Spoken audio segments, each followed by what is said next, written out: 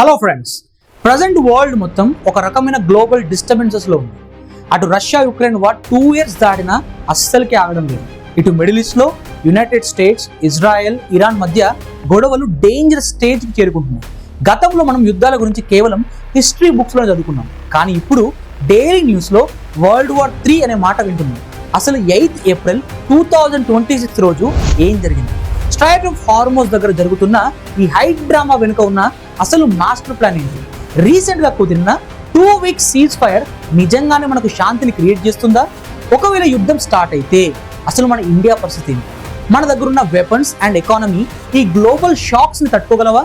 ఈ డీటెయిల్స్ అన్ని మీకు ఈ వీడియోలో షేర్ చేస్తాను. ఇక లేట్ చేయకుండా let's get in to the video.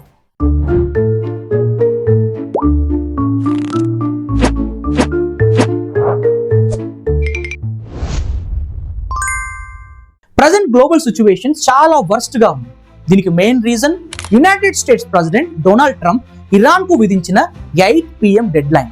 అంటే ఆ టైంలోపు ఇరాన్ ప్రపంచానికి అత్యంత కీలకమైన ఆయిల్ సరఫరా మార్గమైన స్ట్రైట్ ఆఫ్ హార్మోజ్ ని ఓపెన్ చేయకపోతే ఇరాన్ లోని ప్రతి ఎలక్ట్రికల్ స్టేషన్స్ అండ్ బ్రిడ్జెస్ ని బాంబులతో నేలమట్టం చేస్తామంటూ ఆయన అత్యంత భయంకరమైన power plant day and bridge day warning ఇచ్చాడు. అంటే ఆ దేశ మౌలిక సదుపాయాలను పూర్తిగా ధ్వంసం చేసి ఇరాన్ ను చీకటిలో నెట్టేయడమే ఈ హెచ్చరిక వెనుకున్న అసలు ఉద్దేశం. దీనికి ఇరాన్ చాలా సర్కాస్టిక్ గా మా గేటు తాళాలు ఎక్కడికో పోయాయి, అవి కుండి కింద ఉన్నాయి కావచ్చు, వెతుక్కోండి అని రిప్లై ఇవ్వడం ప్రపంచ వ్యాప్తంగా ఒక చర్చనీయాంశమైంది. అయితే ఆ డెడ్ లైన్ కు ఎగ్జాక్ట్ గా 90 minutes కి ముందు పాకిస్తాన్ ఇంటర్ఫియర్ అయ్యి ఒక 2 week సీజ్ ఫైర్ కుదిర్చింది. ఈ సీజ్ ఫైర్ ఒప్పందం ప్రకారం ఇరాన్ వెంటనే స్ట్రైట్ ఆఫ్ హార్మోజ్ ని ఓపెన్ చేయాలి. కానీ April 9th నాటి రిపోర్ట్స్ ప్రకారం ఇరాన్ ఇంకా ఆ మార్గాన్ని పూర్తిగా వదలలేదు. పైగా ఇరాన్ తన 10-point పీస్ ప్లాన్ లో ట్రేడ్ గుండా వెళ్లే ప్రతి షిప్ మీద దాదాపు 15 కోట్ల రూపాయల వరకు టోల్ చార్జెస్ వేస్తామని కండిషన్ పెట్టింది. ఇది ప్రపంచ దేశాలకు ఒక పెద్ద తలనొప్పిగా మారింది. ఇక్కడ మరో ట్విస్ట్ ఏంటంటే ఇజ్రాయెల్ ఈ సీజ్ ఫైర్ ను ఇరాన్ తో మాత్రమే అంగీకరించింది, కానీ లెబనాన్ లోని హెజ్బుల్లాతో కాదని స్పష్టం చేసింది. సీజ్ ఫైర్ కుదిరిన కొన్ని గంటల్లోనే ఇజ్రాయెల్ లెబనాన్ పై వందలాది ఎయిర్ స్ట్రైక్ చేసింది. దీనివల్ల ఇరాన్ సీజ్ ఫైర్ రూల్స్ ని అమెరికా, ఇజ్రాయెల్ ఉల్లంఘించాయని ఆరోపిస్తుంది. ప్రస్తుతం సుమారు 1400 ఆయిల్ షిప్స్ అక్కడ చిక్కుకుపోయాయి. ఒక్కవేళ ఈ సీజ్ ఫైర్ బ్రేక్ అయిపోతే అది కేవలం ఒక ప్రాంతీయ యుద్ధం మాత్రమే కాదు, అది గ్లోబల్ ఎకానమీని కూల్ చేసే టోటల్ వార్ గా మారే ఛాన్స్ ఉంది. ఇలాంటి టైంలో ఇండియా అప్రోచ్ ఎలా ఉండబోతుంది? మనం ఎవరి స్టాండ్ తీసుకునే పాసిబిలిటీ ఉంది? నిజానికి మన దేశం ఎప్పుడు ఒకవైపు ఉండి ఇంకొకరిని వదులుకోదు. దీనినే మల్టీ అలైన్మెంట్ పాలసీ అంటారు. మనకు యునైటెడ్ స్టేట్స్ తో టెక్నాలజికల్ డీల్స్ ఉంటే, ఇరాన్ తో ఎనర్జీ రిలేషన్షిప్స్ ఉన్నాయి, అండ్ ఇజ్రాయెల్ తోని ఇంటెలిజెన్స్ అండ్ సెక్యూరిటీ రిలేషన్షిప్స్ ఉన్నాయి. అందుకే భారత్ న్యూట్రల్ గా ఉంటూనే 2 పక్షాల వైపు చర్చలు జరుపుతుంది. ఇక్కడ మనకు ఒక బిగ్గెస్ట్ కన్సర్న్ మిలిటరీ కాదు, ఎనర్జీ సెక్యూరిటీ. ఎందుకంటే మనం ఆయిల్ ఇంపోర్ట్స్ మీద ఎక్కువగా డిపెండ్ అవుతాం. యుద్ధం ముదిరితే గల్ఫ్ కంట్రీస్ లో ఉన్న లక్షలాది మంది మన ఇండియన్ సేఫ్టీ కూడా మనకు చాలా ఇంపార్టెంట్. అది ద టాప్ మోస్ట్ ప్రియారిటీ. ఇలాంటి సిచ్యువేషన్ లో మన పైన చైనా వార్ చేయడానికి ప్రయత్నిస్తుందా అంటే దీనికి కష్టమే అని చెప్పొచ్చు. ఎందుకంటే చైనా ప్రజెంట్ ఒక స్ట్రక్చరల్ స్లో డౌన్ లో ఉంది, అంటే ఎకనామికల్ గా వీక్ గా ఉంది. దీనివల్ల యుద్ధం చేసే స్థాయి అండ్ ఆ రిస్క్ కూడా చైనా ఎప్పుడు తీసుకోదు.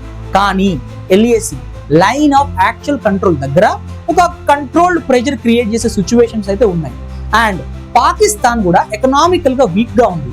ఈ గ్లోబల్ క్రైసిస్ ను అడ్డం పెట్టుకుని ఒకవేళ పాకిస్తాన్ ప్రాక్సీ వార్ చేసే పాసిబిలిటీస్ ఉన్నాయి.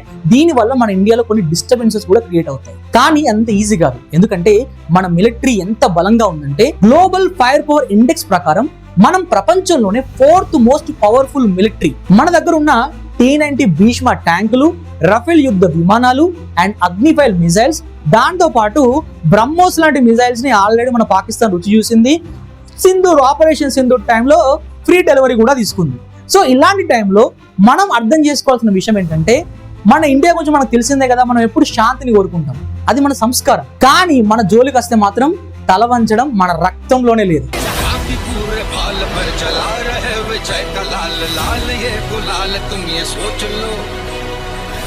केसरी हो या मृदंग केसरी हो या केसरी हो ताल तुम ये सोच लो।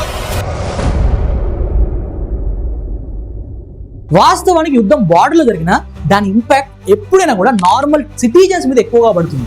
మనం 85% క్రూడ్ ఆయిల్ ని ఇంపోర్ట్ చేసుకుంటాం కాబట్టి సప్లై చైన్ దెబ్బతింటే పెట్రోల్ డీజిల్ కాస్ట్ పెరిగి కాస్ట్ పుష్ ఇన్ఫ్లేషన్ క్రియేట్ అవుతుంది. దీనివల్ల ట్రాన్స్పోర్టేషన్ ఖర్చులు పెరిగి నిత్యావసర ధరలు పెరుగుతాయి. ఆల్రెడీ మన దేశంలో ఎల్పిజి షార్టేజ్ సిగ్నల్స్ మనకు కనిపిస్తూనే ఉన్నాయి.